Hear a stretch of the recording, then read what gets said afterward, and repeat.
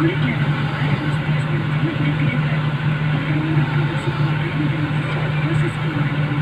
Satu komunikasi mengalami komunikasi dan mengembangkan anak-anak. Satu komunikasi.